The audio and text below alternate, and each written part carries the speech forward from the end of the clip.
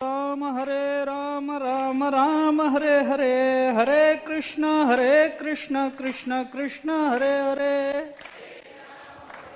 बरोबर आहे का रे? बरोबर आहे ना? त्यांचा का माझा? हरे राम राम राम हरे हरे, हरे कृष्ण कृष्ण कृष्ण हरे हरे. नको, मला येत नाही. हरे राम राम राम हरे हरे, हरे कृष्ण कृष्ण कृष्ण हरे हरे.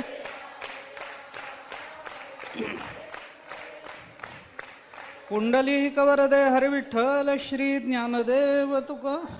वारीतला स्वर आहे.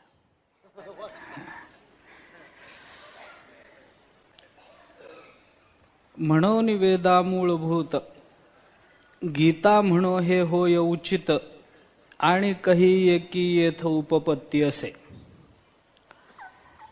ज्ञानेश्वर महाराज गीतेचं महात्म्य आपल्याला सांगतात आणि ही गीता वेदांना मूळ आहे असं चिंतन ज्ञानोबाऱ्यांनी केलं. वेदांना मूळ गीता का म्हणायची याच्या 3 कारणांचा विचार काल आपण केला.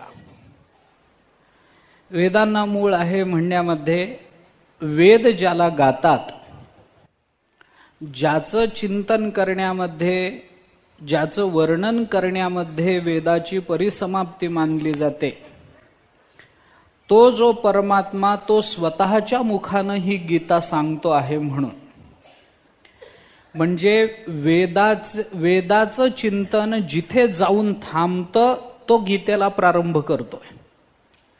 तो गीता सांगतो आहे परमात्मा भगवान श्रीकृष्ण. गीता सांगणारे वक्ते भगवान आहेत. म्हणून त्या भगवंताच्या, आता हे सगुण का निर्गुण याचा विचार करायचं ज्ञानोबाऱ्यांना काही कारण वाटत नाही. निर्गुण परमात्म्याच्या वर्णनामध्ये वेद प्रवृत्त झाले, गीता सांगणारा सगुण साकार आहे, हे काही बोलायचं नाही. कारण स्वयं पद्मनाभस्य मुखपद्मात विनिश्रितः असं स्वतः महाभारताने त्याचं चिंतन केलंय.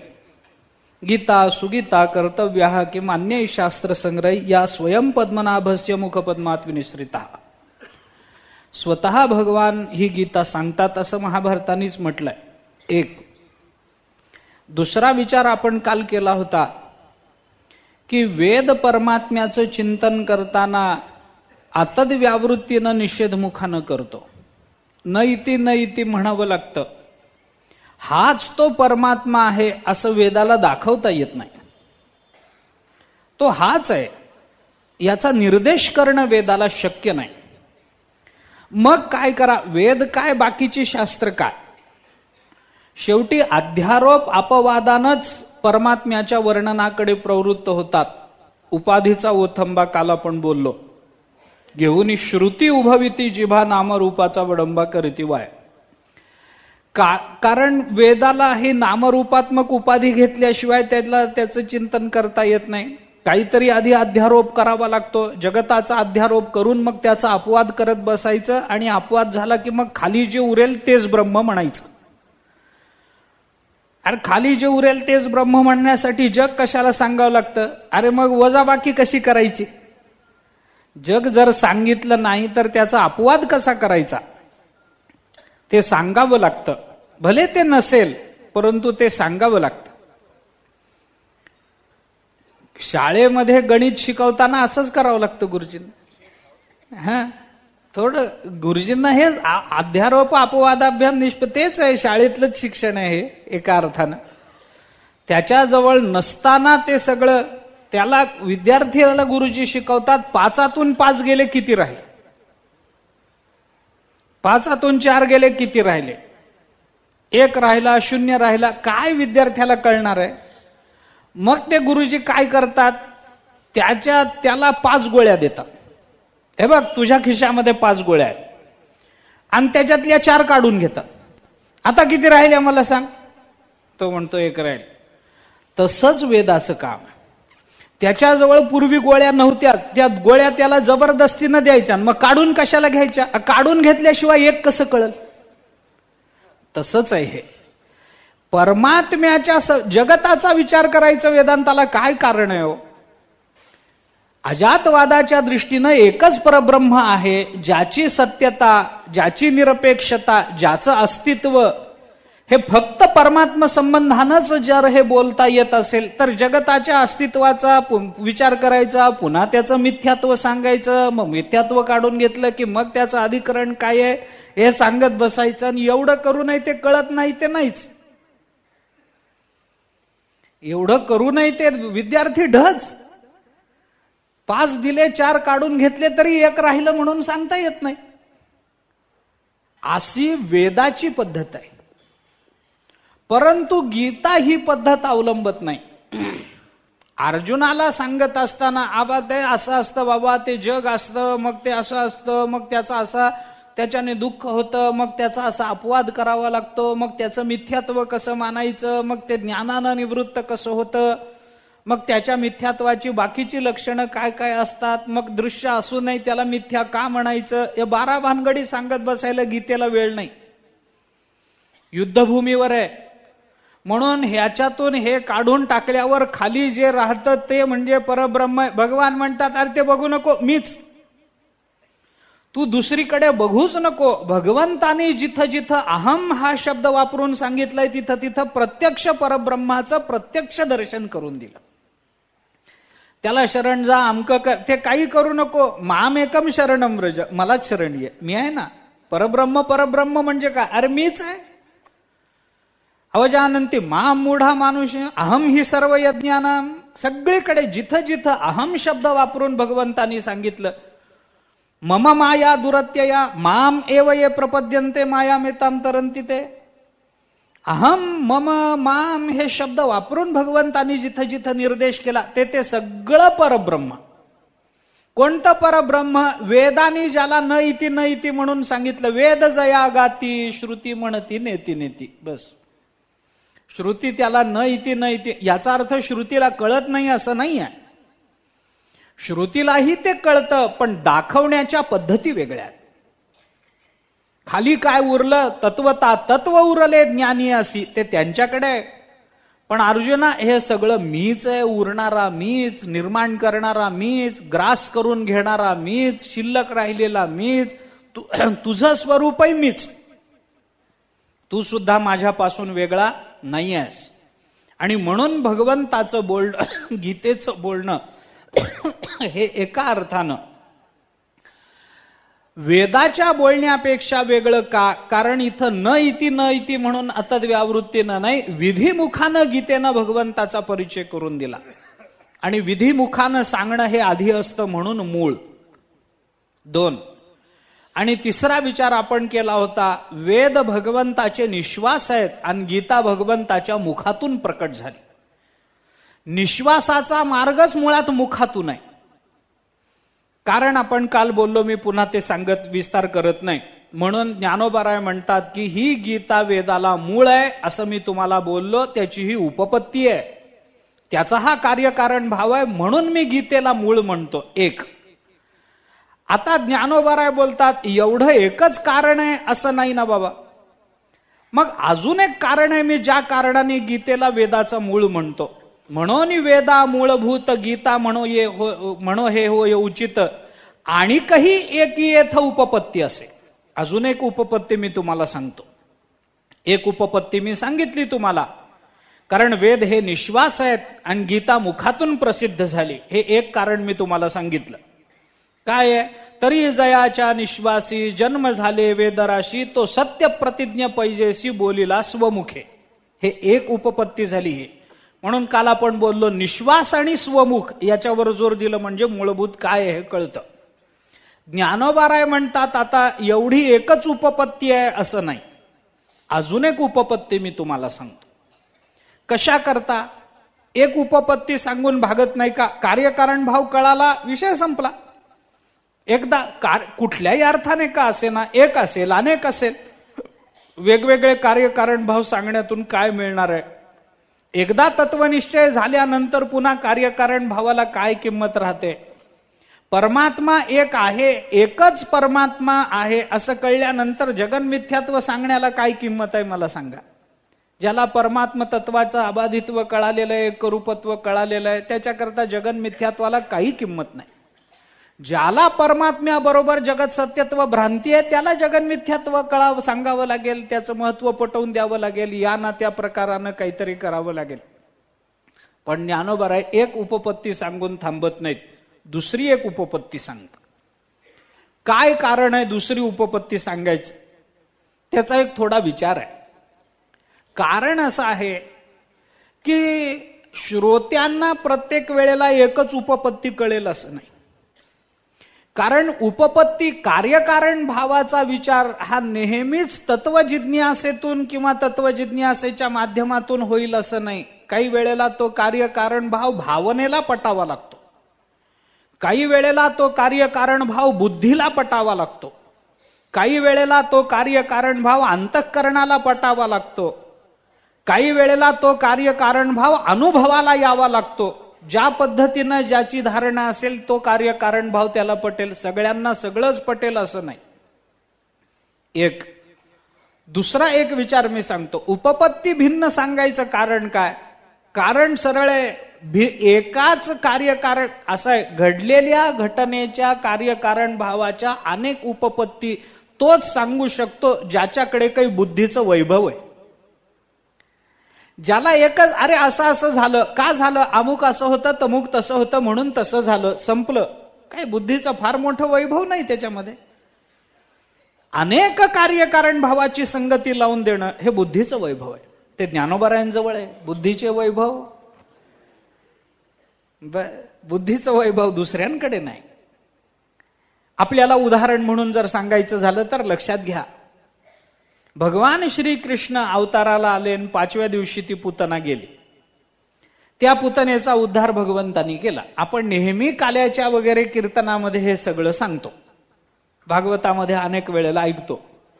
ती पुतना गेली, भगवंतानी पुतनेचा उद्धार केला. मग भगवंतानी पुतनेचा उद्धार केला, मग ती पुतना आपल्या मूळ ती आली कशी, मग ती तर कशी होती, सुंदरच कशी होती, तिने अलंकारच कसे धारण केले, मग तिने अमुकच कसं केलं, तिचं नावच पुतना का ठेवलं गेलं. मग भगवंतानी ते स्तनामध्ये विष वगैरे भरून ती आली, मग भगवंताला उचलून गावाबाहेर गेली, ती तशी का गेली, तिथं मग तिनं आपला स्तन भगवंताच्या मुखामध्ये दिला. मग भगवंतानी क्षणभर डोळे मिटले. काय हे सगळं आहे काय? एक कुणीतरी बालकांना मारणारी राक्षसीण येते आणि ती भगवंताला मारण्याचा प्रयत्न करते आणि भगवान काही मरत नाहीत, उलट तिलाच मारून टाकतात. किती साधी घटना आहे हो. भगवंताच्या चरित्राकडे जर बघितलं तर अनेक अलौकिक घटनांनी भरलेलं भगवंताचं चरित्र. त्या सर्व चरित्रापुढे, त्या अलौकिक घटनांपुढे हे पुतनेला मारणं म्हणजे किरकोळ आहे. दर्या में खसखस, काही नाही. काय त्याच्यामध्ये? अरे भगवंताने ह्याच्यापेक्षा मोठमोठे, अरे एवढंस बालक करांगुलीवर गोवर्धन पर्वत धारण करतं, केवढं मोठं अलौकिक आश्चर्य आहे. पुतण्याला मारणं काय आहे? कदाचित तिचं प्रारब्ध तिथंच संपलं असेल, भगवंताकडे कर्तृत्व द्यायचंच नाही, तिचं प्रारब्ध संपलं असेल म्हणून मेली. काही जरी असलं तरी हे खरं नाही आहे. मग भगवंताला मारायला आलेल्या पुतनेचा भगवंतानी उद्धार केला हे सांगत असताना आपण पुतनेला काय, पुतना आली, मारायचा प्रयत्न केला, काय कार्यकारण भाव आहे याच्यामध्ये? भगवंतानी पुतनेला मारलं, काय कार्यकारण भाव? काय नाही. परमात्मा नित्य आहे, पुतना अनित्य आहे. पुतना देहधारी आहे, परमात्मा देहधारी असले तरी परमात्मा नित्य शाश्वत आहे. ते व्यापक आहेत, ती परिच्छिन्न आहे. काय कार्य? वेदांताच्या दृष्टीने दुसरी कार्यकारण भाव परंपरा काय लावता तुम्ही? परंतु तरी सुद्धा हे सांगितलं जातं की मग भगवंती तशी नटून का आली, मग तिने एवढं सुंदर रूप का घेतलं, तिने अलंकार, अरे पुतना होती तर राक्षसिणीच्या रूपात का आली नाही? मग सांगावं लागतं, त्याचे काही भावपदर मोकळे करावे लागतात. आणि हे बुद्धीशिवाय करता येत नाही. भावाचे पदर भिन्न भिन्न करणं. तत्वज्ञान एकच असतं सगळीकडे. परमात्मा नित्य आहे, परमात्मा भिन्न, सर्व पदार्थ अनित्य आहेत. हे सगळं तत्वज्ञान एकच आहे, तुम्ही कुठेही लावा. अगदी द्वैताकडे, अद्वैताकडे, विशिष्टाद्वैताकडे, द्वैताद्वैताकडे, शुद्धाद्वैताकडे मुद्दा एकच आहे, परमात्मा नित्य आहे, बाकीचं सगळं अनित्य आहे. अगदी द्वैत दर्शन जरी जगताला सत्य म्हणणारं असलं तरी सुद्धा प्रलय काळामध्ये हे जग निवृत्त होतं हे ते मानतातच. पण जोपर्यंत असतं तोपर्यंत सत्य असतं वगैरे, त्यांच्या भूमिका भिन्न आहेत. परंतु प्रलयामध्ये का असे ना, एक परमात्माच बाकी शिल्लक राहतो, बाकी सगळं जग निवृत्त होऊन जातं, हे सगळेच मानतात. तत्वज्ञान एकच आहे, पण त्याच्या भावाचे पदर भिन्न आहेत. मग ते मोकळे करावे लागतात. एकावरून ते फार पातळ असतात, ते फार नाजूक असतात. इकडचं तिकडं झालेलं चालत नाही, अपसिद्धांत होण्याची शक्यता असते लगेच. मग ती पुतना आली, तिने सुंदर रूप धारण केलं, उत्तमोत्तम अलंकार गळ्यामध्ये धारण केले, अंगावर धारण केले. बर काय, केसाच्या टोकापासून ते कमरेपर्यंत उत्तमोत्तम सोन्यानं लखडलेली. खाली सोन्याचे अलंकार घालायला शास्त्र परवानगी देत नाही, कमरेच्या खाली तिथपर्यंतच. खाली पायाला वगैरे सोन्याचे अलंकार घालायला शास्त्र परवानगी देत नाही, कमरेपर्यंत सोन्याचे अलंकार धारण करून आली. आणि आल्यानंतर मग लोकांचे डोळे दिपले. सुंदर होती दिसायला. आता पुतना सुंदर होती काय, मरून पडली तेव्हा तिला कोण सुंदर म्हणणार होतं. पण आली. आता हे का सांगितलं, याच्यात अर्थ काय आहे? वेदांताच्या दृष्टीनं पाहिलं तर कोरडेपणा. माया जेव्हा आपल्याकडे येते तेव्हा सुंदर रूप धारण करून येते आपल्याला फसवण्याकरता. आता तेच सांगायचं असतं, पण सुंदर रूप धारण केलं पुरुषाकरता, उत्तम अलंकार धारण केले बाई करता. गोकुळातल्या पुरुषांना भुलवण्याकरता रूपाचं सौंदर्य आहे, आणि गोकुळातल्या बायकांना भुलवण्याकरता अलंकाराचं सौंदर्य आहे. सांगितलं, पण हे कुठपर्यंत घ्यायचं तेवढ्या पुरतच आहे. गोकुळातल्या ज्या गोपिका आहेत त्या अलंकाराला भुलतील काय? गोकुळीच्या लोका झाले ब्रह्मज्ञान आणि त्या अलंकाराला भुलतील होय. पण हे तेवढ्या, हा भाव आहे, हे तत्वज्ञान नव्हे, हा भाव झाला. हे अंतःकरणाला भिडणार आहे, हे कदाचित बुद्धीला भिडणार नाही. असं कसं गोपिका भुलतील? अलंकाराला भुलणाऱ्या गोपिका आहेत का? ज्यांनी आपल्या सर्वस्वाचा त्याग केला त्यांना अलंकाराबद्दल मोह राहील का? ज्यांना देहाची भ्रांत नव्हती त्यांना अलंकाराची अपेक्षा कशी निर्माण होईल? गोकुळातले गोपाळ हे भगवंताला सुंदर मानतील का स्त्रीला सुंदर मानतील? स्त्रीचं सौंदर्य आणि भगवत सौंदर्य हे याच्यातला विवेक गोकुळातल्या गोपाळांकडे नव्हता का? करीती नामाचे चिंतन गडी कानोबाचे ध्यान हे ज्यांचं काम आहे ते गोपिकेला, त्या पुतनेला भुलतील काय तिच्या सौंदर्याला? पण हा भाव प्रकार झाला, हे बुद्धीला पटत नाही. भावाला म्हणजे काही उपपत्ती या बुद्धीला पटतात, काही उपपत्ती या अंतःकरणाला मनाला पटतात, काही उपपत्ती अनुभवाला पटाव्या लागतात. अशा भिन्न भिन्न कारणानं भिन्न भिन्न उपपत्ती सांगाव्या लागतात. म्हणून ज्ञानोबाराय म्हणतात, एकाच घडलेल्या एका घटनेला एका सिद्धांताच्या जेव्हा मी अनेक उपपत्ती तुम्हाला सांगतो तेव्हा त्याच्या मागे 2-3 कारणं असतात. एक तर श्रोत्यांमध्ये सर्वांना समान उपपत्ती पटेल असं नाही, तर वेगवेगळी उपपत्ती सांगणं, वेगवेगळ्या दृष्टिकोनातून एका घटनेकडे बघणं आहे. वेगळी उपपत्ती सांगणं म्हणजे काय? अजून एक कारण सांगतो त्याचं. 2 उपपत्ती ज्ञानोबाराय का सांगतात? कारण एका घटनेकडे भिन्न भिन्न रूपानं ज्ञानोबाराय जसं बघू शकतात तसं कोणी बघू शकत नाही.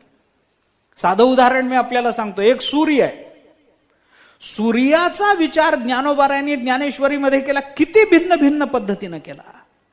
एक सोनं आहे, पण ज्ञानोबारायांनी किती वेगवेगळ्या दृष्टिकोनातून त्याच्याकडे पाहिलं. कधी तो सोनं दृष्टांत म्हणून घेताना सिद्धांतात बसवलं, कधी त्याला कधी उपमानात बसवलं, कधी उपमेयात बसवलं.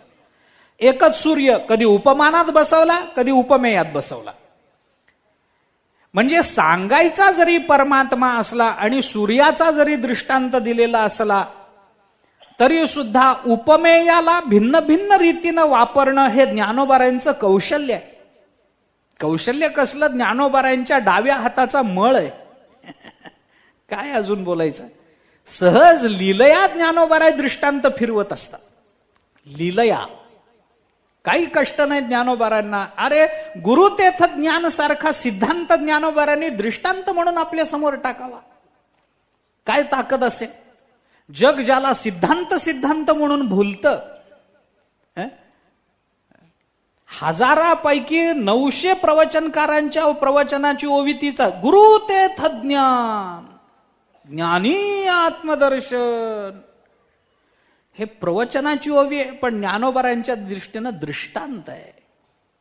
यत्र योगेश्वर कृष्णो यत्र पार्थो धनुर्धरा, याच्याकरता ज्ञानोबाराय दृष्टांत देतात. गुरुतीर्थ ज्ञान, ज्ञानी आत्मदर्शन, दर्शनी समाधानात अति जैसे. बर, कितीतरी ठिकाण, बस कितीतरी ठिकाण येऊन गेलाय, विषय होऊन गेला आपला. म्हणून अशा पद्धतीनं उपमेय उपमानाचे खेळ, एकाच सिद्धांताकडे, दृष्टांताकडे, उपमानाकडे, उपमेयाकडे भिन्न भिन्न दृष्टीनं बघणं ज्ञानोबारायांना शक्य आहे. एक पदार्थ तुम्हाला ज्या दृष्टीनं दिसेल तो मला माझ्या दृष्टीनं दिसेल असं नाही. त्याला काही माझे संस्कार कारण ठरतील, त्याला काही संगती कारण ठरेल, त्याला काही विचाराची परंपरा कारण ठरेल, त्याला माझी काही ज्ञानाची दृष्टी, माझ्या अभ्यासाची दृष्टी कारण ठरेल.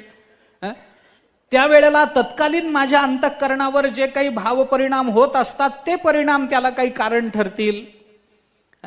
एखादा मनुष्य घरातून चिडून आलेला असेल तर क्षुल्लक गोष्ट सुद्धा त्याच्या उद्रेकाला कारण ठरू शकते. एखादा मनुष्य घरामध्ये निवांत असेल आणि तो आलेला असेल तर तुम्ही त्याला किती काही करा, त्याला काहीच परिणाम होत नाही असे असू शकेल. शेवटी काही झालं तरी कारण वेगवेगळे असतात. घटना जरी एक घडली तरी आपल्या दृष्टीसृष्टीवादाच्या नियमानुसार आहे ना, तसं होतच असतं. ते एक असं सांगतात, एक मनुष्य, एक कोणी पूजा सांगणारा उपाध्याय होता. तो एका गावी पूजा करून दुसऱ्या गावी आपल्या गावी निघाला होता. कुठं दुसऱ्या, ते खेड्यामध्ये काय असतं, सगळ्या गावामध्ये मिळून एक ब्राह्मण असतो, पंचक्रोशीत. गावोगावी नसतात ते. तर पूजा सांगणारा, आता खेड्यातलेही तसेच असतात, ते कारण पूजा करणारे तसे असतात, तेही तसेच असतात. करा आचमन म्हणलं की ते बघतच बसतात. आचमन करायचं म्हणजे काय करायचं कुणाला माहित. मग तो म्हणतो 3दा प्या, एकदा सोडा. मग यांना कळतं, हा आता 3दा प्या, एकदा सोडून द्या. मी पाहिलंय एके ठिकाणी त्या उपाध्यायाने सांगितलं प्राणायाम करा. त्याला प्राणायाम म्हणजे काय हेच माहित नाही. त्याने सांगितलं प्राणायाम, म्हणला नाक धरला. यांनी त्या गुरुजीच नाक धरलं जाऊ. ह्याला प्राणायाम म्हणत नाहीत, स्वतःच नाक धरा.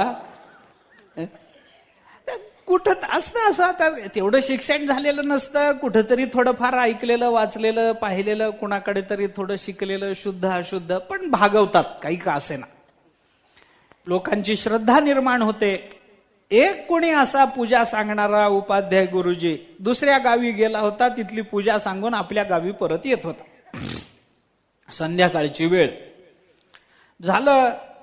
संध्याकाळी येता येता संध्याकाळी पक्षी सगळे आपल्या घरट्यामध्ये परत येतात. एका झाडाखालून जाताना त्याला एका पोपटाचा आवाज आला. पोपट, आता संध्याकाळी पोपट ओरडला. काय असतं त्याच्यामध्ये एवढं. पोपट ओरडला तर पुढे जाणारा तो एकदम थांबला, ब्राह्मण बुवा. त्याला काय वाटलं देव जाणे, पुन्हा थांबला, पुन्हा ऐकायला लागला. मग त्याच्या लक्षात आलं की अरे हा पोपट सामान्य पोपट नाही. मग तो काहीतरी वेगळं बोलतो. त्याच्या तोंडातून येणारा नुसता पक्षाचा किरकिर आवाज नाही, त्याला काही शब्द आहेत त्याच्या मुखातून येतात. ऐकलं पुन्हा, आणि त्याची नक्की अशी धारणा झाली, निश्चय झाला की हा पोपट देवाचं नामस्मरण करतो. राम लक्ष्मण दशरथ असं तो पोपट ओरडतो. बरं वाटलं त्याला. त्याला वाटलं काय पोपट आहे, कुणाचे संस्कार नाहीत, कुणाकडे शिकलेला नाही, पण भगवंताचं नामस्मरण करतो. देवाची लीला अगाध आहे. थांबला. थांबल्यानंतर मग आता ऐकावं बाबा, पुन्हा भगवंताचं नामस्मरण आहे, पोपटाच्या मुखातून येत आहे, अलौकिकता आहे, ऐकावं म्हणून थांबला. तेवढ्यात झालं असं, त्याच्याच गावचा एक भाजी विकणारा कोणीतरी शेजारच्या गावामध्ये भाजी विकून उरलेली भाजी आपल्या टोपल्यामध्ये ठेवून मिळालेले पैसे घेऊन त्या गावाकडे परतत होता. त्या एकाच गावचे असल्यामुळे परिचय होता. तर तर तिथं आला, त्यांनी बघितलंय ब्राह्मण बुवा झाडाखाली थांबलेत. ते गेला, का थांबलात? अहो थांबा, बोलू नका. म्हणजे काय झालं काय? तर म्हणला, या झाडावर एक पोपट आहे. बरं मग त्यांनी काय तुम्हाला पुढे जाऊ नका म्हणून सांगितलंय काय? नाही तसं नाही, तो काहीतरी बोलतो तुमच्याशी, माझ्याशी नाही हो, सगळ्यांशीच बोलतो. असं काय म्हणतो तो पोपट? त्या ब्राह्मण बुवांनी सांगितलं, आता मी 2-4 वेळेला ऐकलंय, राम लक्ष्मण दशरथ म्हणतो. असं ऐका तुम्ही पण. तोही थांबला. पुन्हा पोपट ओरडला. तो म्हणाल, बघा राम लक्ष्मण दशरथ म्हणतो की नाही? तो भाजी विकणारा म्हणाला, ब्राह्मण बुवा तुमचं डोकं फिरलंय काय? काही कळतं का नाही तुम्हाला? म्हणे, अहो मी 4-5 वेळेला ऐकलंय, तुम्ही पुन्हा ऐका. तो पुन्हा पोपट ओरडला. पुन्हा राम लक्ष्मण दशरथ. तो भाजी विकणारा म्हणाला, हा राम लक्ष्मण दशरथ म्हणत नाही, हा लसूण मिरची अद्रक म्हणतो. बर, लसूण मिरची अद्रक. आता तो ब्राह्मण म्हणाला, नाही हो, मी 5-6 वेळेला ऐकलंय. तो म्हणाला, तुम्ही ऐकलंय ते खोटं. मी ऐकलं ना आता, लसूण मिरची अद्रक म्हणाला. असं त्या दोघांमध्ये झाली वाद सुरू. दोघांमध्ये वाद सुरू झाला. तेवढ्यात त्यांच्याच गावामध्ये राहणारा एक कुडी मुसलमान धर्माचा मनुष्य तिथून चालला होता. अरे आपल्याच गावातले 2 लोक भांडतात. मध्ये पडला. हो सोडा, काय वेळ लागलं तुम्हाला, एका गावच्या भांडतात? नाही असं झालं तसं दोघांनी सांग. तो म्हणाला, तसं काही नसतं, पोपट कुठं ओरडत असतो. नाही आम्ही ऐकलंय. तोही थांबला. थांबा, तुम्ही निर्णय द्या. थांबा. तोही थांबला. पुन्हा पोपट ओरड. बघा राम लक्ष्मण दशरथ म्हणलं, नाही लसूण मिरची अद्रक. तो मुसलमान माणूस म्हणाला, हे दोन्ही म्हणत नाही, सब अल्लाह की कुदरत म्हणतो तो. राम लक्ष्मण दशरथ नाही, लसूण मिरची अद्रक नाही, सब अल्लाह की कुदरत. बर, ती आता दोघांचं भांडण तिघांमध्ये लागलं. तेवढ्यात त्या गावचा पहिलवान दुसरीकडे कुठंतरी कुस्ती खेळून जिंकून चालला होता गावी. तो थांबला. काय भांडण करता, सगळ्यांना मारीन. अहो मारू नका. मग हे असं चाललं. ऐका तुम्ही पैलवान आहेत, तुम्ही निर्णय द्या. आता आम्ही मान्य करू. ठीक आहे. पुन्हा पोपट. राम लक्ष्मण दशरथ, लसूण मिरची, असा बाल्ला की कुदरत. पैलवान म्हणाला, मूर्खांनो, तो हे तिन्ही म्हणत नाही, तो म्हणतो दंड मुदगल कसरत. आता हे काय रात्रभर सांगू काय मी? मला तरी कुठे ठाऊक आहे सगळं जुळवणं. एवढंच माहिती होतं, एवढं सांगितलं. का बोलतो मी? त्याचे संस्कार म्हणा, त्या वेळेला जी मानसिक अवस्था असते म्हणा, त्या अवस्थेवरून घडणाऱ्या घटनांचे भिन्न भिन्न अर्थ जगतामध्ये लावले जातात. परंतु या सगळ्यांना एक वैचारिक अधिष्ठान असेल असं आपल्याला म्हणता येत नाही. ज्ञानोबाराय जी उपपत्ती दुसरी म्हणून सांगतात, त्याला एक वैचारिक अधिष्ठान आहे. ती केवळ तत्कालीन घडलेल्या संस्काराचा परिणाम म्हणून ती उपपत्ती नाही आहे. ती केवळ गीतेचं महात्म्य सांगायचंय म्हणून दाखवलेली उपपत्ती नाही आहे. वेदाची निंदा करायची म्हणून नाही. गीतेचा नाही निंदा निंद्यम निंदितुम प्रवर्तते किंतु स्तौतुम विधेयम, हाही न्याय तिथं लागू नाही आहे. वेदाची निंदा केली ही वेदाची निंदा नसून गीतेची स्तुती करण्याकरता केली, असाही भाव तिथं नाही. नाहीतरी आपण गीतेवर भाष्य केलंय, आता गीतेचं महात्म्य सांगितल्याशिवाय गत्यंतरही नाही म्हणून नाईलाजाने ज्ञानोबाराय अनेक उपपत्ती सांगत नाहीत. ज्ञानोबारायांनी सांगितलेल्या उपपत्ती तर्कशुद्ध आहेत. ज्ञानोबारायांनी दाखवलेल्या उपपत्ती तत्वशुद्ध आहेत. ज्ञानोबारायांनी दाखवलेल्या उपपत्ती वेदालाही मान्य होणाऱ्या आहेत. ज्ञानोबारायांनी दाखवलेल्या उपपत्ती निवृत्तीनाथ महाराजांसमोर प्रकट झाल्या आहेत. अपसिद्धांत असणे शक्य नाही त्याच्यामध्ये. ही केवळ तत्कालीन संस्काराचा परिणाम म्हणून या उपपत्ती आलेल्या नाहीत. म्हणून ज्ञानोबाराय म्हणतात, आणि काही एकी येथ उपपत्ती असे. आता एक जाता जाता बोलतो, उपपत्ती असेल असं नाही म्हटलंय, उपपत्ती असे. असे हा शब्द निश्चय सांगणारा. मी हा विचार करून आलोय. असेल म्हणजे त्यावेळेला सुचलं म्हणून बोलत गेले ज्ञानोबारायचं नाही आहे. निश्चय आहे त्याच्यामध्ये. अजून एक उपपत्ती कदाचित तिथं दाखवता येईल असं ज्ञानोबाराय बोलले नाहीत. उपपत्ती असे खात्री आहे, कारण मी विचार करून आलोय याचा काय उपपत्ती येते, शोधून आलोय मी. निश्चयात्मक बोलतात ज्ञानोबाराय. काय उपपत्ती दाखवता? एक उपपत्ती तुम्ही दाखवली, गीता वेदाला मूळ काय? कारण वेद निश्वास आहेत आणि गीता भगवंताच्या मुखातून प्रकट झाली, एक उपपत्ती झाली. अजून काही उपपत्ती आहे का? ज्ञानोबाराय म्हणतात एक उपपत्ती सांगितली ती तर उचित आहेच आहे. गीता म्हणो हे होय उचित, पण आणि काही एक येथे उपपत्ती असे. आधीची उपपत्ती योग्यच आहे, पण अजून एक उपपत्ती तुम्हाला सांगतो. उपपत्ती आणि प्रमाण याचा दोन्हीचाही विचार, एखाद्या सिद्धांताला भिन्न भिन्न प्रमाणाची जोड देऊन सिद्धांत मांडणं आणि एखाद्या सिद्धांताच्या अनेक उपपत्ती सांगून सिद्धांत मांडणं याच्यामध्ये फरक आहे. भिन्न भिन्न प्रमाणाने काय होतं?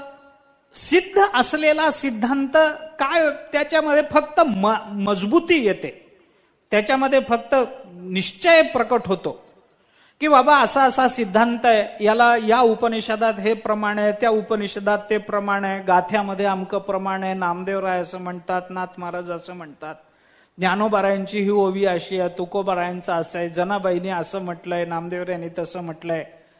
मग अजून अमक्या अमक्या संस्कृत ग्रंथामध्ये कालिदासानी हे म्हटलंय, भासानी असं म्हटलंय, भारवीने तसं म्हटलंय, रघुवंशामध्ये हे म्हटलंय, कुमार संभवामध्ये अमुक म्हटलंय. प्रमाण दिली, किती प्रमाण? शेवटी प्रमाणाचा कंटाळा येतो. कारण प्रमाणाची संख्या वाढली म्हणून सिद्धांत बदलत नाही. आम्हाला वेगवेगळ्या प्रमाणाने वेगळी नवीन अनुभूती मिळत नाही. परमात्मा एक आहे हे सांगायला मी तुम्हाला 18 उपनिषदात, दशोपनिषदातली प्रमाण काढून दिली, 18 पुराणातली प्रमाण काढून दिली, 4 वेदातली प्रमाण काढून दिली आणि सांगत राहिलो तर तुम्ही म्हणालो मुद्दा तोच आहे ना, परमात्मा सत्य, एवढंच तुम्हाला सांगायचंय ना. मग किती लाखो प्रमाण मिळाली तर काय लाखो शोधून सांगायची आहेत का? सांगायचा मुद्दा एकच आहे, परमात्मा सत्य आहे. परंतु परमात्म्याच्या सत्यतेच्या उपपत्ती जर आपण सांगायला लागलो तर प्रत्येक उपपत्ती परमात्म्याच्या सत्यतेच्या चिंतनात नवा आनंद देऊन जात असते. प्रमाण कधी नवीन आनंद देत नाही, उपपत्ती नवीन आनंद देते चिंतनाचा. लक्षात घ्या, ज्ञानोबारायांनी तसंही प्रामाण्याची चर्चा फारच कमी केली. स्वतःहून ज्ञानोबाराय काही प्रमाण देतात असं तिथं सांगितलेलं आहे, फार क्वचित, फार क्वचित. ज्ञानेश्वरीमध्ये 4-2 ठिकाणी जिथं भगवंतांनी प्रामाण्याची चर्चा केली तिथं ज्ञानोबारायांनी चर्चा केली. काही ठिकाणी फक्त श्रुतीमध्ये असं आलेलं आहे वगैरे, श्रुतीच्या संबंधानं चिंतन केलंय. अनुभवामृतामध्ये 1-2 ठिकाणी, एकाच ठिकाणी, 1-2 नाही, एकाच ठिकाणी त्या शिवसूत्राचं प्रमाण दिलंय ग्रंथाचं म्हणून काही प्रमाण. अजून एक ठिकाण ते उपनिषदाच्या ते ह्याच्या न तत्र सूर्यो भाती या संबंधानं एक आलंय, तस्य भासामिदं विभाती, तिथं एक प्रमाण अनुभवामृतामध्ये आलेलं. पण तसं औपनिषदिक प्रमाण, पौराणिक प्रमाण ज्ञानोबाराय फार देत बसत नाही. त्या मानानं तुकोबारायांच्या गाथ्यामध्ये प्रमाणांची संख्या जास्त आहे. मग ते कसं आहे, ओम तत्सदिती सूत्राचे जे सार वगैरे वगैरे, मग वेद काय बोलतो, पुराण काय बोलतात, मग श्रुती स्मृती काय बोलते वगैरे, हे सगळं तुकोबारायांनी त्याची जास्त चर्चा केली. ज्ञानोबाराय जास्त प्रमाण देण्याच्या भानगडीत पडत नाही. ज्ञानोबारायांनी दिलेल्या सांगितलेल्या सिद्धांताचं प्रामाण्य आपण शोधतो आपल्या समाधानाकरता, पण ज्ञानोबारायांच्या विधानाला प्रामाण्याची आवश्यकता नाही. जसा वेद स्वतःसिद्ध आहे, स्वयंप्रमाण आहे, तसं ज्ञानोबारायांचे शब्दही स्वयंप्रमाणच आहेत. तुम्ही त्याला प्रमाण कुठलं शोधा नाही तर न शोधा. मी जरा थोडा हे करून सांगतो आपल्याला, पुढे जाऊन बोलतो, कदाचित माझा अडदाणपणा वाटेल आपल्याला, काय मला सांप्रदायिक अभिनिवेश वाटेल माझा, वाटू देत. पण मी आपल्याला सरळ सांगतो, ज्ञानोबारायांचं वचन सिद्ध करायला वेदाच्या प्रमाणाचीही गरज नाही. स्वतः प्रमाण आहे ज्ञानोबाराय. तुकोबारायांच्या सिद्धांताला सिद्ध करायला वेदाची गरज नाही. वेदांनी सांगितलंय म्हणून तुकोबारायांचं प्रमाण सिद्ध होतं असं नाही. तुकोबारायांनी ज्या अर्थी ते सांगितलंय त्या अर्थी नक्की वेदांनी ते सांगितलेलं असलंच पाहिजे.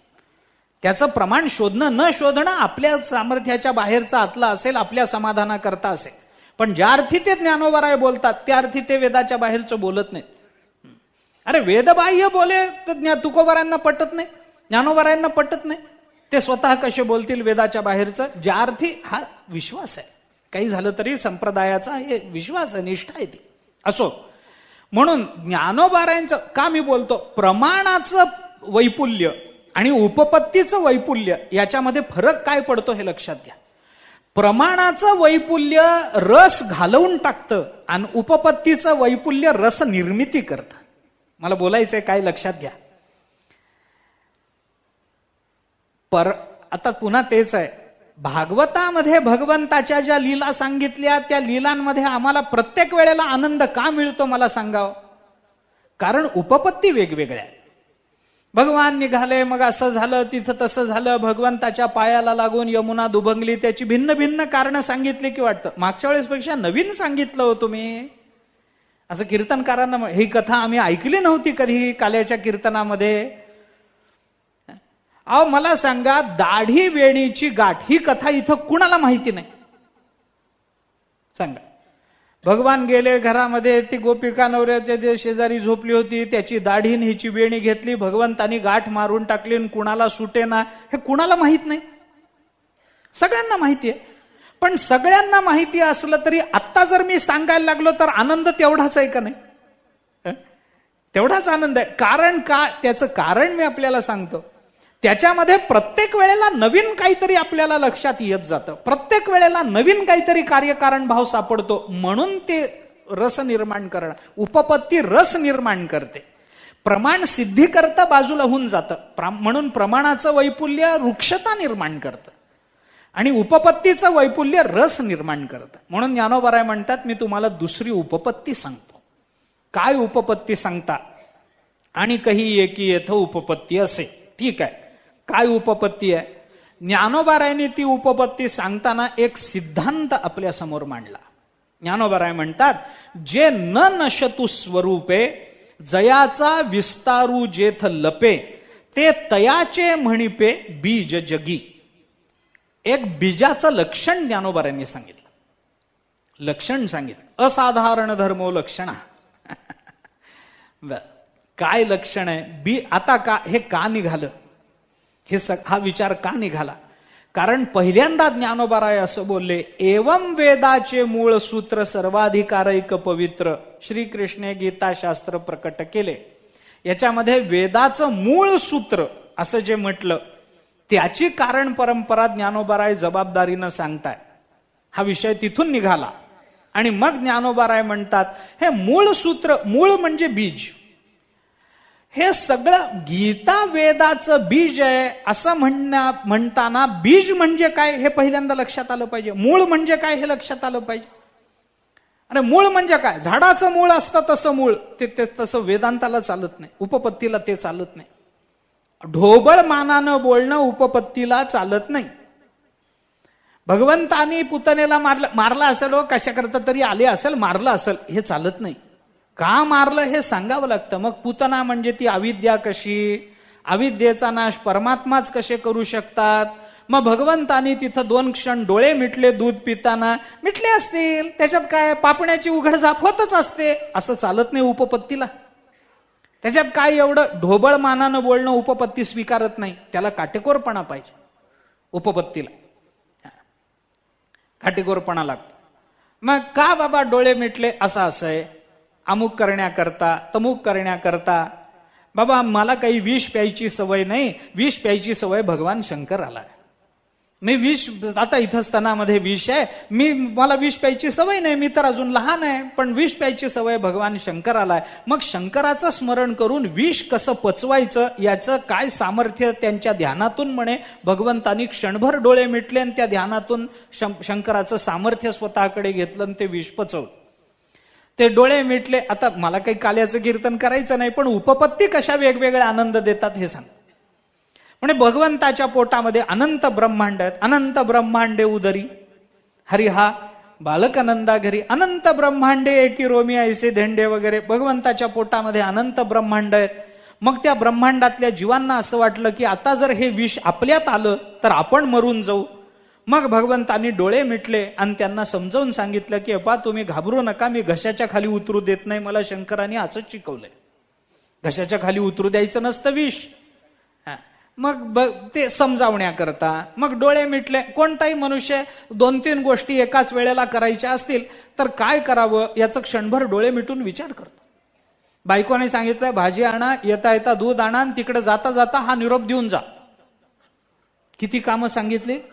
3 कामं सांगितली.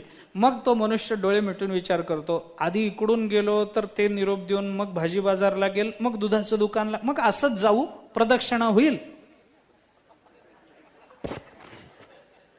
प्रदक्षिणा होईल, भाजी घेता येईल, दूधही घेता येईल, आणि त्याचं घर तिथंच आहे प्रदक्षिणेच्या रस्त्यावर. म्हणजे सगळंच होऊन जाईल आपलं. डोळे मिटून विचार करेल, त्याची एक क्रमवारी लावेल. पहिल्यांदा भाजी घेऊ, मग दूध घेऊ, मग निरोप देऊ, मग घरी येऊ. काहीतरी क्रम लावेल त्याचा. नाहीतर मग आधी दूध घ्यायचं झालं तर इकडं जा, मग उलटी प्रदक्षिणा करून भाजी घ्यायला या, आणि मग पुन्हा सवाशी प्रदक्षिणा करून निरोप द्यायला जा. असं करण्यापेक्षा एकच प्रदक्षिणा करू, सगळं सव्यापसव्य करायची गरजच नाही. विचार करेल. तसं भगवंताने विचार केला, हिचं दूध प्यायचं, हिचं विष प्यायचं, आणि हिचे प्राण प्यायचे. मग पहिल्यांदा काय प्यायचं? पहिल्यांदा जर प्राण घेतले तर दूध येईल काय प्राण गेलेल्या शरीरातून? येणार नाही. बरं, पहिल्यांदा विष प्यायलो, ही निर्विष झाली तर हिला मारायचं कारण राहील काय आपल्याकडे? राहणार नाही.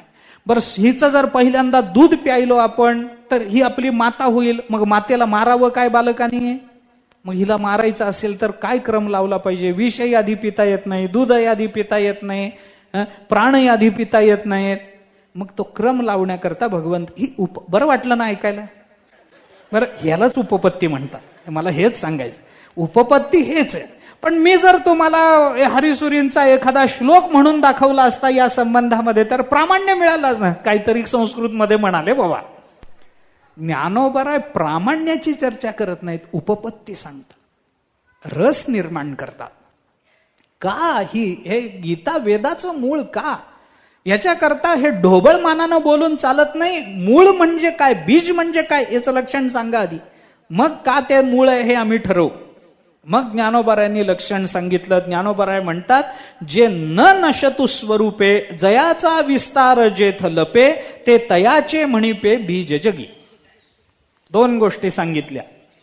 स्वरूपाचा, ज्याच्या स्वरूपाचा नाश न होता, ऐका, जे स्वरूपानं नाश न पावता ज्याचा विस्तार जिथं लीन होतो ते त्याचं बीज असं जगतामध्ये म्हटलं जातं. हे झालं लक्षण. लक्षणाचीच परिभाषा ज्ञानोबारायांनी वापरली. मागे एकदा दृश्य पदार्थाचं लक्षण आपण बोललो होतो, ज्ञानोबारायांनी सांगितलं.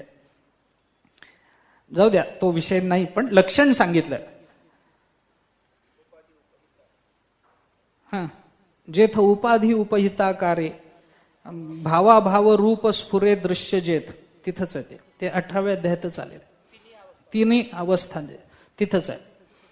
उपाधी अवस्थाचे आकारे, उपाधी उपहिताकारे भावाभाव रूप स्फुरे दृश्य जे हे दृश्याचं लक्षण झालं. तसं इथं बीजाचं लक्षण सांगितलं. लक्षण म्हटलं की 3 गोष्टी सांभाळाव्या लागतात. अतिव्याप्ती, अव्याप्ती आणि असंभव. 3 गोष्टी सांभाळाव्या. ते वेदांताची चर्चा आहे. पुन्हा मला ते सांगितलं की वृक्षता येईल म्हणून त्याचा फार विचार नाही. परंतु काय लक्षण सांगितलं? स्वरूपानं नाश न झाला पाहिजे 1, त्याचा विस्तार असला पाहिजे 2, आणि तो विस्तार ह्याच्यामध्ये लीन झाला पाहिजे 3. हे 3 जिथं आहेत ते त्याचं बीज असतं. चला, काय काय झालं पहा. स्वरूपानं, आता इथं न नशतु स्वरूपे, इथं स्वरूप शब्द, अरे स्वरूपानं कशाचाच नाश होत नाही. स्वरूपानं नाश न होता म्हणजे काय? अतिव्याप्ती होईल, कुठेही जाईल हे लक्षण. स्वरूपानं, कुणाच्या स्वरूपाचा नाश झाला? एखादा मनुष्य मेला, देह पडला का आत्मा? देह पडला, स्वरूपानं नष्ट झाला का? जीव ब्रह्मैव नापरा म्हणतो आपण. जीवाचं स्वरूप काय आहे? परब्रह्म स्वरूपता जीवाची. मग परब्रह्म नष्ट झालं का जीव नष्ट झाला म्हणजे काय नष्ट झालं? देह पडला. स्वरूपानं कशाचाच नाश होत नाही. मग जे न नशतु स्वरूपे म्हणण्यात काय तात्पर्य? तुम्ही बीजाचा विचार सांगता म्हणजे परिच्छिन्न पदार्थाचा विचार सांगता, आणि स्वरूपाचा विचार करता तेव्हा व्यापकत्वाचा विचार करता. प्रत्येक परिच्छिन्नामध्ये एक व्यापक स्वरूप असतंच. प्रत्येक परिच्छिन्नाचं नवीन काय, कौतुक काय, आणि हे लक्षण कसं होईल? याला लक्षण कसं म्हणाल? स्वरूप शब्दाचा अर्थ, स्वरूप म्हणजे आपण म्हणतो ते स्वरूप असं करायचं नाही. इथं स्वरूप शब्द जाती या अर्थाने घ्यायचा. व्यक्ती न घेता जाती या अर्थाने घ्या. जी व्यक्ती संपते पण ज्याची जाती संपत नाही, एक. त्याचा विस्तार होऊ शकतो, दोन. आणि तो विस्तार पुन्हा जिथं सीमित होतो ते त्याचं बीज असतं. झाडाचं बी हेच उदाहरण त्याला चांगलं आहे. झाडाचं बी काय आहे, त्याच्या पात्याला अंकुर फुटतो, अंकुरातून मग तो हळूहळू वृक्ष वाढायला लागतो, मग त्याला ते पानं फुटतात, मग ते मोठी होतात, मग त्याच्या फांद्या होतात, मग त्याला फुलं लागतात, मग त्याला फळं लागतात, मग ते झाड वाढतं, त्याचं खोड मोठं होतं. सगळंच आहे त्याच्यामध्ये. कशातून निर्माण झालं हे सगळं? बीजापासून निर्माण झालं. ज्ञानोबाराने पुष्कळ ठिकाणी बीजाचं दृष्टांत आपल्या समोर दिलेले आहेत. एक नाही, अनेक पुष्कळ ठिकाणी आहे. ज्ञानोबारांनी याचा विचार आधी केलाच आहे, पुन्हा मी तेही बोलतो आपल्याला. काय बीज मोडे झाड होये, झाड मोडे बीजी समाये, ऐसे कल्प कोडी जाये परी जाती न नशे. न म्हणजे न संपणारं स्वरूप, या शब्दाचा अर्थ काय करायचा? जाती न नशे. ज्ञानोबारांचेच शब्द आहेत, आपण काय आपला विचार चालवायचं कारण नाही. जे न नशतु स्वरूप आहे, जाती न नशे. म्हणजे स्वरूप शब्दाचा अर्थ जाती. कारण का? त्याचं कारण सांगतो मी आपल्याला. जाती न नशे असं म्हटलं तर दुधापासून दही झालं. दूध झालं बीज, दही झालं त्याचा विस्तार, परिणाम काय जे असेल ते.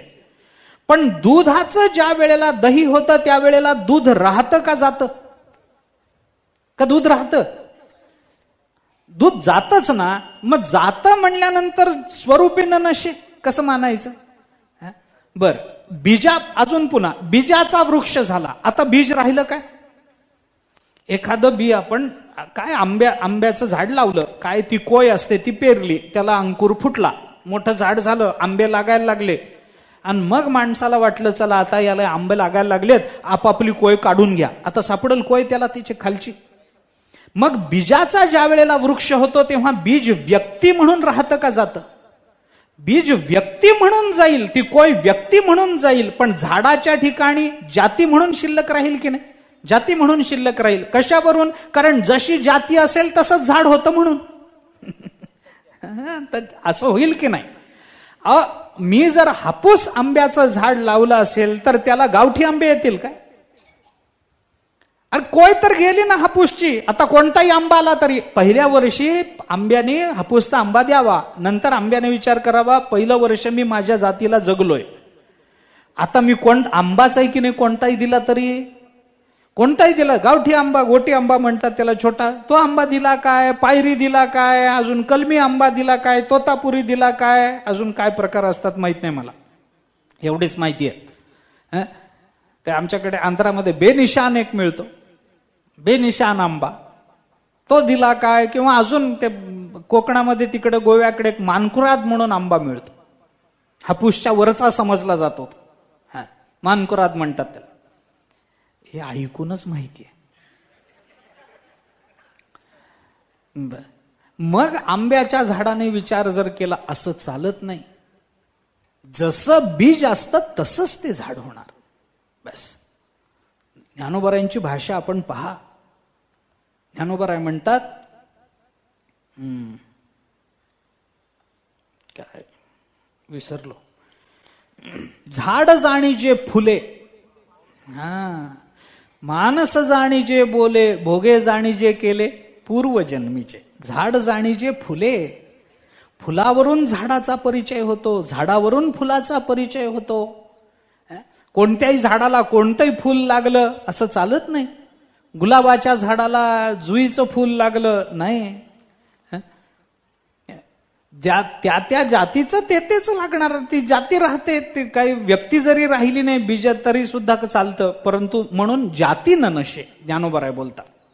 बर, त्याचा विस्तार झाला पाहिजे. सविस्तर वटत्व जैसे बीज कणिके माझी असे, परी बीज कणू वसे वटी जीवी. चला पुन्हा तेच त्या पद्धतीनं एवढा मोठा वटवृक्ष ज्याच्या खाली हजारो गायी विश्रांतीला बसू शकतात. वटवृक्ष म्हणजे त्याच्या खाली किती बसू, कारण त्याचा विस्तार मोठा असतो वटवृक्षाचा. त्याच्या पारंब्या, पारंब्यातून पुन्हा पारंब्या, पुन्हा पारंब्या, असं करत तो वटवृक्ष लवकर संपत नाही. 500-500 हजार वर्षाचे वटवृक्ष. शुकाचार्यांनी वटवृक्षाखाली सांगितलं, तो वृक्ष अजून सांगतात शुकतीर्थाला. आणि शुकाचार्यांनी या झाडाखाली बसून भागवत सांगितलं परीक्षिताला. तो झाड अजून दाखवतात. त्याचं काही बीज त्याचं काही भाग असेल एखादा, कसा का असे ना, पण 2-2 हजार वर्षाची झाडं अजून दाखवली जातात. 5-5 हजार वर्षाची. ते काही नाश पावत नाही पटकन, ते त्याचा विस्तार होत राहतो. परंतु एवढा मोठा वटवृक्ष ज्याच्या खाली हजारो गायी विश्रांती घेतात, ते मात्र त्या वटवृक्षाचं बीज केवढं असतं, वडाच्या झाडाचं बीज केवढं असतं, ते आपल्या डोळ्यालाही दिसत नाही. डोळ्यालाही दिसत नाही. इतकं बारीक बीज बारीक असतं. आता त्याचा वटवृक्ष झाला म्हणजे बीज संपलंच का? व्यक्तिरूपानं जरी संपलं असलं तरी जातीरूपानं संपलं नाही. आणि त्याचा सगळा विस्तार त्या कणिकेमध्ये असेल तर त्याला त्याचं बीज म्हटलं पाहिजे. ज्ञानोबारायांनी लक्षण केलं, त्या लक्षणाचा हा विचार आहे, ऐका. सविस्तर वटत्व जैसे बीज कणिके माझी असे, तिथे त्याचा लय होतो. किंवा बीजाची जाहले तरू का भांगारची अलंकारू, तैसा मज एकाचा विस्तारू ते हे जग. विस्तार शब्द वापरला.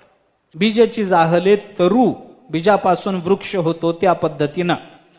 किंवा 11व्या अध्यायात त्वम पद हे आघवे तत्पदी सामावे अथवा द्रुमाकारू साठवे बीजकणिके जेवी. 11व्या अध्यायामध्ये बीजकणिके जेवी द्रुमाकारू साठवे. जेवी सोडून द्या, नंतर जेवूया आपण. परंतु बीजकणिके म्हणजे द्रुमाकार साठवे. बीजकणिकेमध्ये द्रुम आकार, व्यापकता ही त्याचा संकोच होतो, त्याला बीज असं म्हणतात. आता हे झालं बीजाचं लक्षण. त्याची अतिव्याप्ती. अतिव्याप्ती कुठं पाहाल? स्वरूपाचा नाश न होता विस्तार ज्याच्यामध्ये सामावला जातो ते बीज. अतिव्याप्ती कुठं बघाल?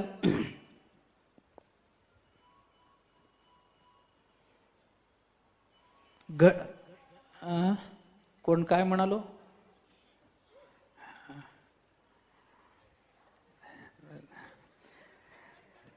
मृत्तिका आणि घट. मृत्तिका आणि घट तिथं पहा. मृत्तिकेचा नाश न होता घट निर्माण झाला. जमलं, पहिलं जमलं. दुसरा विचार करा. तो घट उत्पत्तीच्या पूर्वी मृत्तिकेमध्ये सामावलेला होता. घट म्हणजे विस्तार आहे, मृत्तिका म्हणजे त्याचं बीज झालं. आता मग बीज झालं, गेलं मृत्तिकेकडे, अतिव्याप्ती झाली त्याची. अतिव्याप्ती होईल की नाही जर ते तिकडे गेलं तर? घट म्हणजे काय झालं? घटाचं उपादान असणारी मृत्तिका घटाचं बीज झाली. अतिव्याप्ती होईल, मानायचं कारण नाही. अतिव्याप्ती होत नाही, कारण ज्ञानोबारांनी केलेलं लक्षण आहे. अतिव्याप्ती होणार नाही. कारण का? त्याचं कारण सांगतो. ज्या ज्या कार्याचं उपादान असतं ते त्या कार्याचं बीजच मानलंय शास्त्राने. त्याला बीजच म्हटलंय. आपण विचार करून पहा, त्याला बीजच म्हटलंय. मी आपल्याला सरळ सांगतो, त्या ह्याच्यातही आहे, हेतुर्वा कारणम बीजम अमरकोशामध्ये शंकर महाराजांनी दिले. हेतुर्वा कारणम बीजम. हेतू, कारण आणि बीज हे सगळे समान अर्थाचे शब्द माना. एका अर्थाचे शब्द माना, समान अर्थाचे माना. हेतू, कारण आणि बीज. बीज म्हणजेच कारण. आता मृत्तिका कारण मानली तर बीजच झाली. मृत्तिका घटाचा हेतू मानली तरी बीजच झाली. आणि आपण इथं सविस्तर वटत्व जैसे बीजकणिके असे माझे म्हणत. बीज म्हणजे वृक्षाचा हेतूच झाला, कारणच झालं. कोणत्याही अर्थाने घ्या, अतिव्याप्ती होत नाही. दूध आणि दह्याच्या सिद्धांतामध्ये अव्याप्ती होत नाही, असंभव तर होण्याची शक्यता नाही. त्याचा विचार करण्याचं कारण नाही. असो, ज्ञानोबाराय म्हणतात हे पहिल्यांदा जे बीज म्हणजे काय हे लक्षात घ्या. स्वरूपानं नाश म्हणजे जातीनं नाश न झाला पाहिजे, त्याचा विस्तार झाला पाहिजे. विस्तारलेलं सगळं त्याच्यामध्ये सामावून गेलं पाहिजे, तर ते त्याचं बीज म्हणतात. एखाद्या पदार्थापासून, आता पुढे चला, मी आपल्याला थोडं पुढे नेतो. दुधापासून दही झालं, चला मी आता थोडं पुढे नेतो उलट्या अंगानं पटवून देण्याकरता. 2 पद्धती आहेत, पण एक सांगतो आता. दुधापासून दही झालं, दह्यापासून अजून काही पुढे झालं, श्रीखंड वगैरे झालं. दह्यापासून श्रीखंड झालं, श्रीखंडामध्ये व्यवस्थित सगळं घातलं गेलं श्रीखंड. आता हे श्रीखंड पुन्हा दह्यात येईल का? हे दही पुन्हा दुधात येईल का? म्हणजे त्याचा संकोच होत नाहीये ना, होत नाही. पण ज्ञानोबारायांनी सांगितलं असं असलं तरी सुद्धा तसंच माना. पहिल्या अध्यायामध्ये, मी आता लांबवत नाही, ज्ञानोबारायांनी केलेलं चिंतन पहा. बीजापासून विस्तार कसा होतो याचं चिंतन करताना ज्ञानोबारायांनी सिद्धांत पक्ष आपल्याला इथं सांगताना असं सांगितलं की अशा पद्धतीनं तरी कांडत्रयात्मक शब्दराशी अशेष गीते माझी असे रुख बीजी जैसा. बीजी जैसा, बीजी माझी जैसा रुख असे तैसे गीते माझी कांडत्रयात्मक वेद असे. असं सरळ अन्वय लावून टाका. बीजामध्ये ज्या पद्धतीनं वृक्ष सामावलेला असतो तसं कांडत्रयानं विस्तारलेला वेद कांडत्रयाच्या रूपानं गीतेमध्ये सामावून गेलेला आहे. वेदाचा सगळा विस्तार कुठं झाला तर 3 कांडात झाला. एवं कांडत्रय रूपिणी श्रुतीचं हे कोडीसवाणी म्हणून गीतेचं वर्णन ज्ञानोबारायांनी केलं. आता त्याच्यातही पाठभेद आहेत आणि ते मोठे गमतीचे आहेत. श्रुतीची हे कोडीसवाणी का श्रुतीचं हे कोडीसवाणी असे पाठ आहेत त्याच्यावर. श्रुतीची आणि श्रुतीचं असे पाठ आहेत त्याच्यामध्ये. ते वादाला कारण आहे, ते सगळं सोडा. आता हे चांगलं आहे, अर्थाच्या दृष्टीने चांगला केला. कारण काय, परंपरा नाही ना, त्याच्यामुळे पाठाचा अभिनिवेश नसतो. परंपरा असल्याशिवाय, जिथं परंपरा मानली जाते तिथं पाठाचा अभिनिवेश असतो. जिथं परंपरा मानली जात नाही तिथं पाठाचा अभिनिवेश बाळगायचं कारण राहत नाही. जे आहे ते स्वीकारा, त्याचा काही फार विषय नाही. पहिल्या अध्यायात अगदी सुरुवातीला गीतेची स्तुती करताना ज्ञानोबारायांनी फार सुंदर स्तुती केली. ही गीता कशी आहे, काय आहे, रस कशी निर्माण करते, हे लावण्य रत्न भांडार, शारदेचं लावण्य रत्न भांडार कसं आहे, फार सुंदर स्तुती गीतेची केली ज्ञानोबारायांनी. आणि ती सगळी स्तुती करून झाल्यानंतर ज्ञानोबाराय जे बोलतात ते इथलं ज्ञानोबारायांची उपपत्ती सिद्ध करणार आहे. ज्ञानोबाराय असं म्हणतात, ना तरी शब्द ब्रह्माब्धी मथियेला व्यास बुद्धी निवडिले निरवधी नवनीत हे मग ज्ञानाग्नी संपर्के कडसिले विवेके पद आले परिपाके आमोदासी. आता ज्ञानोबारायांनी फार सुंदर चिंतन. शब्द ब्रह्माब्धी मथियेला व्यासबुद्धी. शब्द ब्रह्माब्धी, शब्द ब्रह्मरूप समुद्र म्हणजे वेद. या वेदाचं मंथन ज्ञानोबारायांनी केलं. आणि मंथन करून काय केलं तर निवडिले निरवधी नवनीत निरवधी नवनीत काढलं. खूप सारं लोणी काढलं त्याच्यातून. वेदाचं मंथन केलं, दह्याचं मंथन करून काय निघतं बाहेर? लोणी. तसं खूप लोणी, त्या कारण वेद मोठा आहे ना, वेद काही छोटा नाही आहे. आता ते मंथनाच्या पद्धतीच बंद झाल्या. आता दूधच तेवढं राहिलं नाही, त्याला कोण काय करता? पूर्वीच्या काळामध्ये घरोघरी दुभत्या गाई म्हशी राहायच्या. ते एक संपन्नता होती, ते संपन्नतेचं प्रतीक होतं. अंगणामध्ये 4-2 गायी असल्याशिवाय घरच वाटत नव्हतं त्या काळामध्ये. ते मग भरपूर दूध निघायचं. त्यावेळेला काही दुधाचे धंदे नव्हते, डेअरी वगैरे प्रकरण नव्हतं. थोडंफार जे असेल ते कुणाला गरजू लोकांना देऊन टाकल्यानंतर घरामध्ये दूध दही भरपूर राहायचं. मग ते दूध नाजूक पदार्थ आहे, त्याला सांभाळावं लागतं. मग त्याला ते मोठी रवी असायची, त्याचा एक स्वतंत्र खांब असायचा, घुसळ खांब. तुकोबारांनी वर्णन केलंय त्याचं. धारणा म्हटलंय त्याला. गवळणी बांधिती धारणासी गळा खेळे, त्या धारणा, तो धारण खांब असायचा. तो एक असा घुसळ खांब. त्याला ती रवी म्हणजे काय, अक्षरशः रवीच.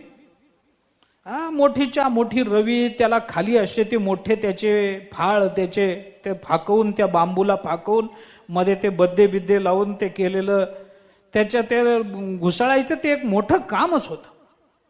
आणि ते कष्टाचं काम होतं बायकांना, ते सोपं काम नव्हतं. आता ते दूध दहीच एवढं झालं. त्याच्यामुळे रवी एवढीच झाली. त्याच्यामुळे ते चुरचुर करतात. त्याच्यातून ना लोणी निघतं ना ताक निघतं, काही निघत नाही. काही त्याच्यात नसतंच तर काय निघायचंय? एवढी रवी घेऊन ते तसं नाही. वेदाचं मंथन करायचंय. करणारे कोणी सामान्य नाहीत. व्यास महर्षी आहेत सामर्थ्य संपन्न. वेद थोडा नाहीये, अनंतो वै वेद. हा एवढ्या दह्याचं मंथन करायचं आणि मग त्याच्यातून लोणी निघेल किती? निरवधी नवनीत आहे. खूप लोणी काढलं. मग ते जे लोणी काढलं ते लोणी म्हणजे महाभारत. ऐका, वेदाचं मंथन करून जे लोणी काढलं, भरपूर लोणी, 1,00,000 श्लोक, भरपूर लोणी काढलं महाभारत. मग त्या महाभारताला काय केलं? मग ज्ञानाग्नी संपर्क आहे. मग त्या लोण्याला अग्नीवर ठेवलं, त्याला आज दिली खालून. आज दिल्यानंतर काय झालं? ते उकळायला लागलं. कडसिले विवेके. कडसिले म्हणजे त्याला कढ आला. कढवायचं काय असतं? लोणी कढवलं म्हणजे काय होतं? लोणी कढवलं म्हणजे त्याच्यात तूप होतं. बरं, ते काय आहे? दह्यातून लोणी काढलं तर लोण्याचा दरवळ सगळीकडे पसरत नाही. दही नासलं तरच वास येतो, नाहीतर दही घरात असलं तर त्याचा काही वास सुटत नाही. त्याच्यातून लोणी काढलं, त्याचा काही वास नाही. पण ते लोणी ज्या वेळेला ज्ञानाच्या अग्नीच्या संपर्कामध्ये येऊन कढवलं जातं, त्यावेळेला ज्ञानोबराय बोलतात, पद आले परिपाके आमोदासी. आमोद, गंध सुटला त्याचा. तो खरपूस तुपाचा गंध सुटला की बऱ्याच ठिकाणची मांजरं त्या घराकडे आकर्षित होतात. गल्लीतली बऱ्याच मांजरी आपापल्या हातात वाट्या घेऊन ज्या घरातून तो दरवळ येतो तिथे येतात.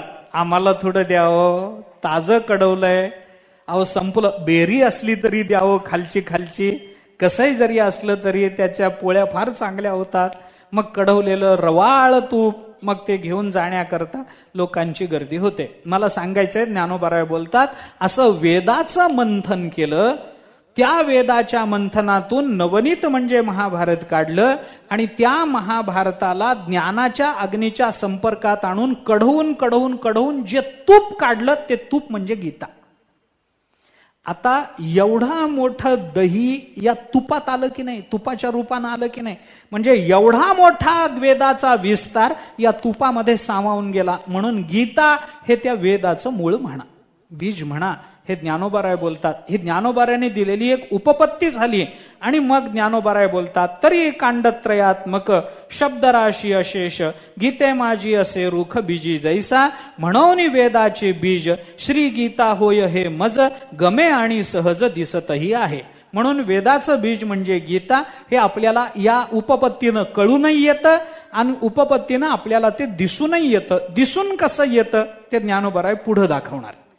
ही कांडत्रयात्मक हा वेद गीतेच्या रूपामध्ये कसा सामावला गेला, गमे हे उपपत्तीने दाखवलं.